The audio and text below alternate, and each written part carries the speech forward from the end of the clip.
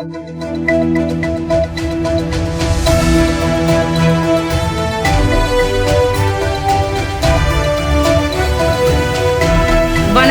சக்தி சேனலின் புதுவையின் இன்றைய நிகழ்வுகள். புதுச்சேரி நகராட்சி ஆணையர் விடுத்துள்ள செய்தி குறிப்பில், புதுச்சேரி புதிய பேருந்து நிலையம் இடிக்கப்பட்டு நவீன வசதிகளுடன் புதிய பேருந்து நிலையம் கட்டுமான பணிகள் நடைபெற்று வருகிறது. எனவே பேருந்து உரிமையாளர்கள், கடை வியாபாரிகள், ஓட்டுநர்கள், ஆட்டோ டெம்போ ஓட்டுநர்கள், தொழிலாளர்கள் மற்றும் பயணிகள் அனைவரின் நலன் கருதி வரும் 22ஆம் தேதி முதல் பேருந்து நிலையம் AFT மைதானத்தில் இயங்க நடவடிக்கை எடுக்கப்பட்டுள்ளது. இங்கிருந்து அனைத்து வழித்தடங்களிலும் பேருந்துகள் இயக்கப்படும். கட்டுமான பணிகள் முடியும் வரை ஏற்படும் இன்னல்களை அனைவரும் பொறுத்து கொண்டு புதிய பேருந்து நிலையம் பணிகள் விரைந்து முடிக்க ஒத்துழைக்க வேண்டும் என குறிப்பிடப்பட்டுள்ளது.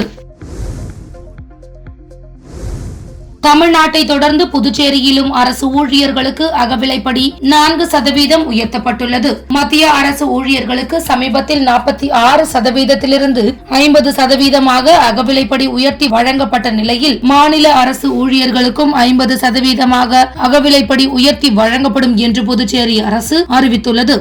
மேலும் மத்திய அரசு ஊழியர்களுக்கு நிகரான அகவிலைப்படி புதுச்சேரி அரசு ஊழியர்களுக்கு ஜனவரி 1, 2024 முதல் தேதியிட்டு வழங்க வேண்டும் எனவும் அனைத்து அரசு துறை தலைவர்களுக்கும் நிதித்துறை சுற்றறிக்கை அனுப்பியுள்ளது.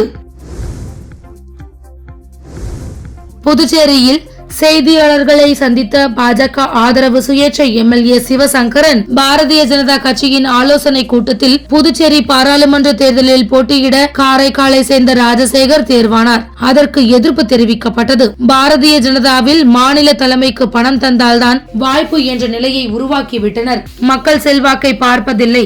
ரூபாய் 50 கோடி பணம் இருந்தால்தான் சீட் என்கிறார்கள் என குற்றம் சாட்டினார். நல்ல வேட்பாளரை நிறுத்தினால் வெல்லலாம்.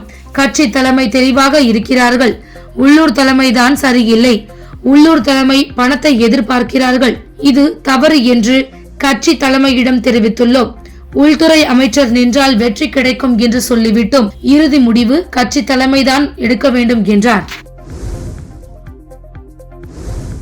புதுச்சேரி தொகுதியில் பாஜக கட்சியில் தேர்தலில் நிற்க யாரும் தயாராக இல்லை. மேலும் சீட் வழங்குவதற்கு ரூபாய் 50 கோடி லஞ்சம் கேட்பதாக முன்னாள் முதல்வர் நாராயணசாமி பரபரப்பு புகார். தேர்தல் பத்திர விவகாரத்தில் பாஜக விஞ்ஞான ரீதியில் ஊழல் செய்ததாகவும் நாராயணசாமி தெரிவித்துள்ளார்.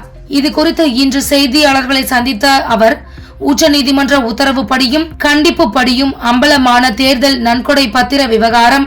நாங்கள் ஊழல் செய்யாத கட்சி என கூறி வரும் பிரதமர் மோடி மற்றும் அமித்ஷா வெட்கி தலைகுனிய வேண்டும் என தெரிவித்த அவர், கட்சிக்கு பணம் சேர்க்க வேண்டும் என்பதற்காக அமலாக்கத்துறை, CBI உள்ளிட்ட அரசு அமைப்புகளை வைத்து மிரட்டி தேர்தல் பத்திரங்கள் மூலம் நன்கொடைகளை பெற்றுள்ளது. இது மோடியின் இமாலய ஊழல். இதை உச்சநீதிமன்றம் வெளியில் கொண்டு வந்துள்ளது.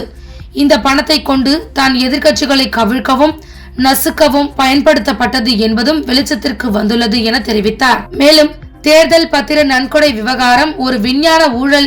இது குறித்து முறையான விசாரணை செய்ய வேண்டும் என காங்கிரஸ் கட்சி கோரிக்கை வைத்துள்ளது.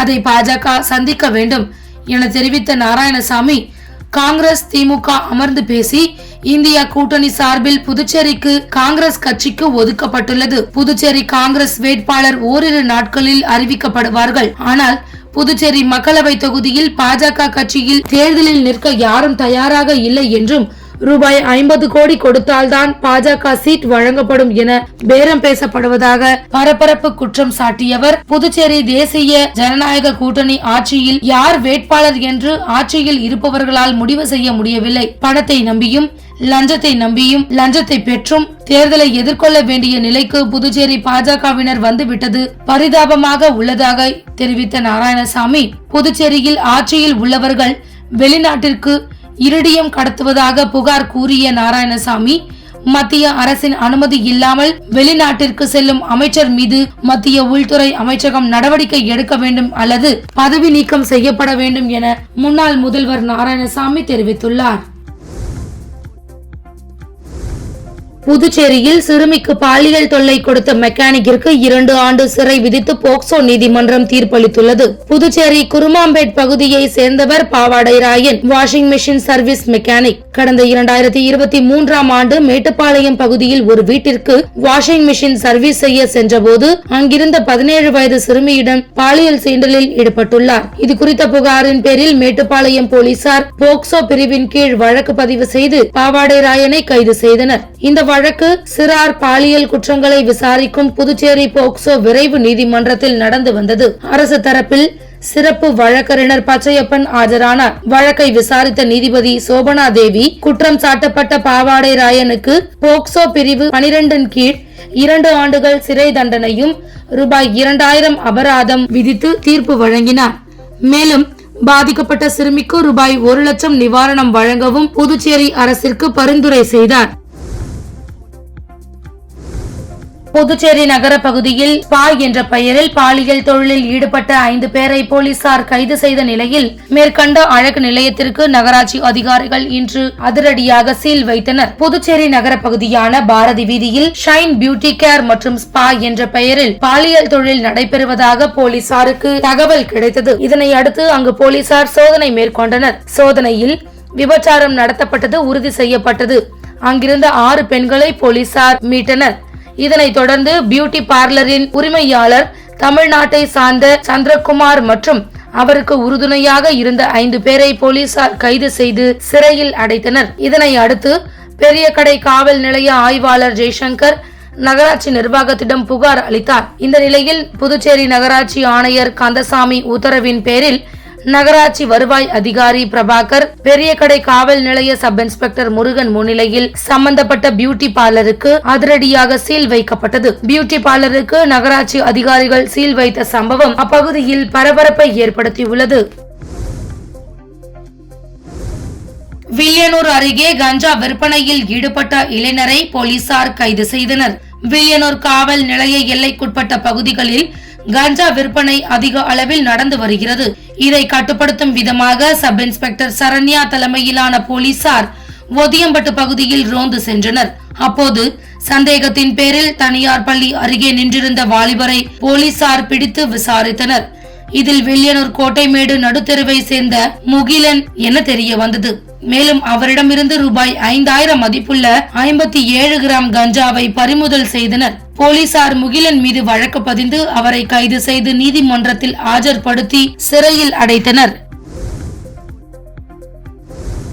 புதுச்சேரி பாஜக தலைமை அலுவலகத்தில் செய்தியாளர்களை சந்தித்த மாநில தலைவர் செல்வகணபதி எம்பி, எங்களுக்கு ஆதரவு தெரிவிக்கும் சுயேட்சை எம்எல்ஏ சிவசங்கர் பாஜகவை பற்றி தவறான தகவல் ஒன்றை கூறியுள்ளார். அவர் பாஜகவை சேர்ந்தவரும் அல்ல, உறுப்பினரும் அல்ல.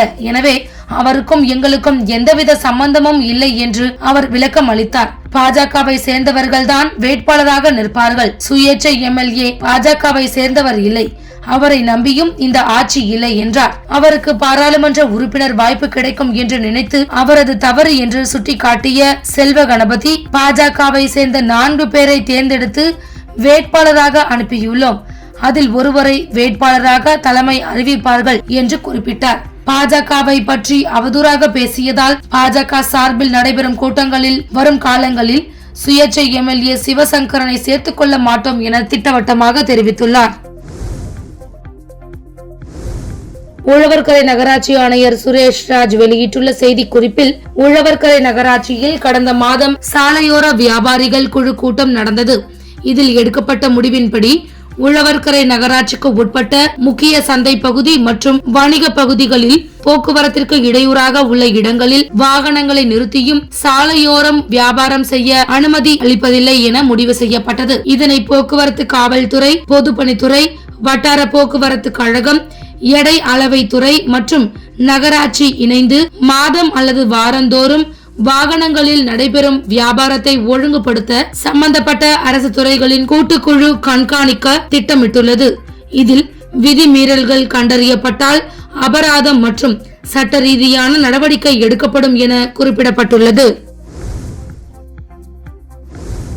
உலகின் சில்லறை நகை விற்பனையில் வேகமாக வளர்ந்து வரும் முன்னணி நிறுவனமும் இந்தியாவில் பல்வேறு துறைகளில் கால் பதித்து தனது வர்த்தகத்தை விரிவாக்கிக் கொண்டுள்ள மலபார் குழுமத்தின் முன்னோடி நிறுவனமான மலபார் கோல்ட் அண்ட் டைமண்ட்ஸ் நிறுவனம் தனது புதிய ஷோரூமை இன்று புதுச்சேரியில் திறந்துள்ளது. இந்த ஷோரூமில் அதிகமான இடவசதி, மாடல்கள், டிசைன்கள், தங்கம், வைரம் மற்றும் வெள்ளி நகைகளின் தொகுப்புகள் ஆகியவை இடம்பெற்றுள்ளன. இந்த புதிய ஷோரூமை புதுச்சேரி மாநில முதல்வர் ரங்கசாமி திறந்து வைத்தார். இந்த நிகழ்ச்சியில் Malabar gold and diamonds Tamil Nadu மண்டல தலைவர் யாசர், மலபார் கோல்ட் தமிழ்நாடு வடக்கு மண்டல தலைவர் அமீர் பாபு, மலபார் கோல்ட் தமிழ்நாடு கிழக்கு மண்டல தலைவர் சுதீர் முகமது, மலபார் கோல்ட் தமிழ்நாடு மண்டல வணிக தலைவர் Sabeer Ali, Malabar gold and diamonds Puducherry கிளை தலைவர் அமல்நாத் மற்றும் மலபார் கோல்ட் அண்ட் டைமண்ட்ஸ் மேலாண்மை உறுப்பினர்கள் மற்றும் கிளை ஊழியர்கள் ஆகியோர் உடனிருந்தனர். மலபார் கோல்ட் அண்ட் டைமண்ட்ஸ் தற்போது 13 நாடுகளில் 340க்கும் மேற்பட்ட சில்லறை விற்பனை நிலையங்களுடன் உலகில் மிகப்பெரிய நகை விற்பனை நிறுவனமாக உருவெடுத்துள்ளது. தமிழ்நாட்டில் சென்னை, கோவை, மதுரை, நாகர்கோவில், திருநெல்வேலி, சேலம், ஈரோடு, தஞ்சாவூர், ராமநாதபுரம், தர்மபுரி, வேலூர், திருச்சி, கும்பகோணம், திருப்பூர், காரைக்குடி, மயிலாடுதுறை, புதுக்கோட்டை, மார்த்தாண்டம், புதுச்சேரி ஆகிய நகரங்களில் 26 கிளைகளை கொண்டுள்ளது குறிப்பிடத்தக்கது.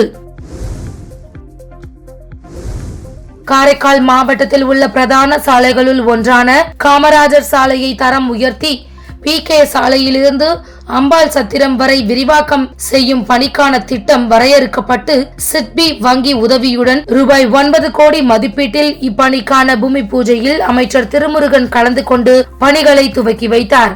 இதில் புதுச்சேரி மாநில பாஜக துணைத் தலைவர் GNS ராஜசேகரன், பொதுப்பணித்துறை கண்காணிப்பு பொறியாளர் சந்திரசேகரன், நிர்வாக பொறியாளர் சிதம்பரநாதன், மகேஷ் உள்ளிட்ட அரசு அதிகாரிகள், பொதுமக்கள் இந்நிகழ்வில் கலந்து கொண்டனர். இத்துடன் சக்தி சேனலின் புதுவையின் இன்றைய நிகழ்வுகள் முடிவடைகின்றன. வணக்கம். உங்கள் சக்தி சேனலின் புதுவையின் அன்றாட நிகழ்வுகளை உடனுக்குடன் தெரிந்து கொள்ள சக்தி சேனல் புதுச்சேரி யூடியூப் சேனலை சப்ஸ்கிரைப் செய்து கொள்ளுங்கள். மறக்காமல் பெல் பட்டனையும் கிளிக் பண்ணுங்க, ஷேர் பண்ணுங்க, லைக் பண்ணுங்க. உங்கள் சக்தி சேனல்.